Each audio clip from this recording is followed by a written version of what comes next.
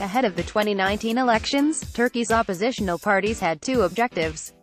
First, they wanted to launch a joint presidential campaign against President Recep Tayyip Erdoğan. Second, they wanted to control the Kurdish vote.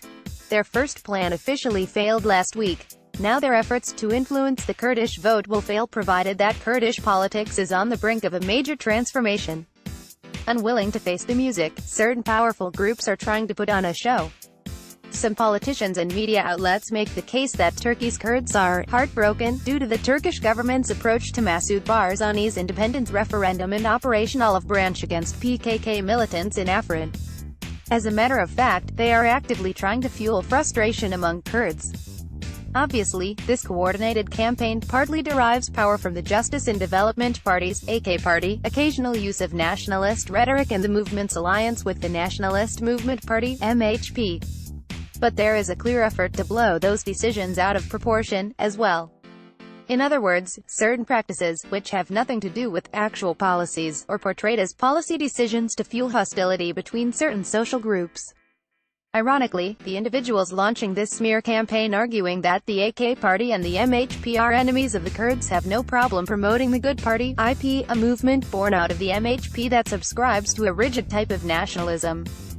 To be clear, the same people pushed for the Republican People's Party, CHP, and the MHP to form a coalition government after the June 2015 elections. Needless to say, Turkish people in AK Party leadership are perfectly aware of the tricks that those individuals are trying to pull. The failure to draw the line between terrorism and civilian politics undermines the effectiveness of the smear campaign for two reasons. First, Kurds have witnessed that their support for civilian politicians in the June 2015 elections did not pay off as the PKK sidelined the People's Democratic Party, HDP, and HDP leaders were eager to play along. Second, Turkey has been fighting terrorism not just within its borders, but also in neighboring countries. For the first time in history, the country is combating not just the PKK but also its sponsors. Turkey has been living under a serious terror threat for 4 decades. Thousands of Turkish and Kurdish lives have been lost in the process. The terror campaign took a heavy toll on the country's economic and social life. Had the financial resources devoted to purchasing weapons and ammunition alone been used to create jobs and promote economic development, southeastern Turkey would have been one of the country's most prosperous regions. The PKK and the old guard within the Turkish state, who were allied with the United States, could not allow this to happen. Instead, the vicious cycle of violence affected all aspects of everyday life.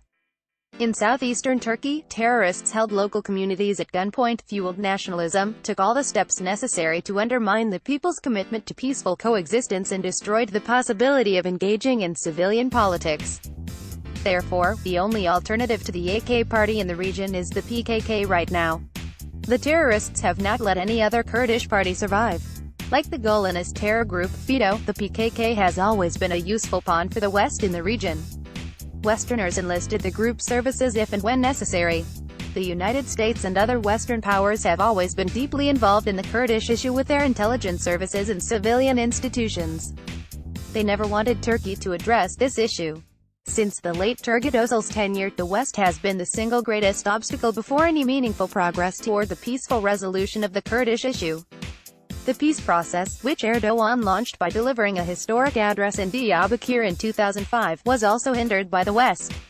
The same thing is happening today in Syria. But Turkey, which learned valuable lessons from its history, promotes democratic politics at the expense of violence.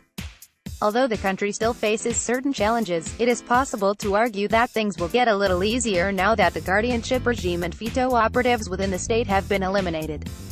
Obviously, those accomplishments must be accompanied by a commitment from the AK Party to create a new political rhetoric, promote democracy and empower local politicians to enter parliament.